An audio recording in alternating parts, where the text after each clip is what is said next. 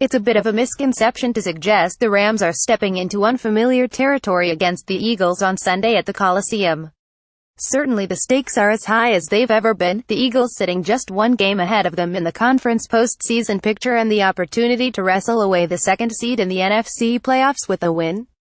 That's big stuff. There is also the division race to think about and the need to stay a step ahead of the fast-charging Seahawks. And from a drama standpoint, it doesn't get much thicker than two young, up-and-coming teams representing the West and East Coasts while being quarterbacked by the top two picks in the 2016 draft. You've got Hollywood versus blue-collar Philadelphia and Jared Goff against Carson Wentz with all sorts of playoff implications on the line, so yeah, the stage is as big as it gets for the 13th week of the regular season. This is a game everybody's been anticipating, said Todd Gurley. You got number 1 and number 2 with Goff and Wentz. That's all they've been talking about. It'll be a good game though. You get excited for games like this. Go out there and compete. You've got to beat the best in order to be the best, and that's what both teams are going out there to try to do.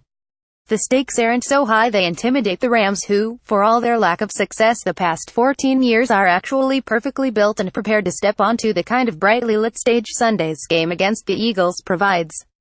Instead of bracing for it, you got the sense this week the Rams are eagerly awaiting it. You play this game for these big moments, declared veteran left tackle Andrew Whitworth. It's about that approach, to be excited for them and not be concerned or worried about them. It's certainly not terrain so unfamiliar to the Rams they're ill-equipped to navigate their way. We've been in big games like this before, defensive tackle Michael Brockers said. I think the Vikings game, when we played them, that was a big game. So we're used to it. This is a young team, but I think we've been through some fire throughout the season. So you just have to approach it like any other game. Prepare great, trust what the coaches are preaching and trust the process. The reality is, almost from the moment the Rams marched into Dallas and beat the Cowboys in Jerry's World to essentially announce themselves a real-deal NFL contender, they've been defending and reaffirming their legitimacy ever since. The Rams' world effectively changed in Texas 2 months ago, and what resulted was the eyes of the football world monitoring their every step. Some looked on with admiration, others skepticism, and even a few that predicted or worried the imminence of the other shoe falling. Bill Parcells famously uttered the line, "You are what your record says you are." But when you're in the midst of the kind of last-to-first turnaround the Rams find themselves in after years and years of misery, how can anyone be sure of anything? And while our eyes revealed a powerful, emerging contender upon seeing the Rams beat the Cowboys, if you've been around a while you know what it looks like. The reality is the Rams have faced a series of litmus tests from that point. That wasn't exclusive to fans or onlookers, either. The Rams needed to prove to themselves their emergence wasn't just a fleeting mirage. Every game since has been high drama as a result. Will the Rams continue to prove they belong, or will they wilt under the pressure or succumb to a trap? They spent a month away from home, playing 2 games on the East Coast and 1 in London.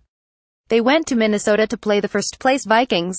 The red-hot Saints rolled into the Coliseum with an 8-game win streak. There was a trip to Arizona in a matchup that had all the makings of a trap game against the Cardinals. It's important to note the Rams have gone 6-2 since the breakthrough against the Cowboys. Goff hasn't plateaued, he has improved. The Rams' offense hasn't fallen off, it has sustained. And while there are some soft spots in the Rams' defense, they generally get them fixed up at some point in the game. They didn't just survive the past 9 weeks, they flourished. The record plants them firmly in the thick of the NFC playoff race. The experience has toughened them up for whatever looms ahead. The former is vital for obvious reasons. The latter is essential for a team that hasn't sniffed an important game in December in years. And while Sunday represents their biggest test to date, it's only because it's the most recent. The Rams have been at this all year. There are obviously a little bit more implications later in the year, but it counts just the same as the first game of the year as any other game of the season, Goff said. So, really approach it the same way as those. Point being, the Rams have been dealing with these high stakes for weeks now. Going to Minnesota and then playing at home against New Orleans, those were 2 great opportunities for us to have that experience, Whitworth said. I think you learn and build from those. You find, hey, what did we do good? What are the things you wish you did better? Excited, yes. Intimidated, don't count on it.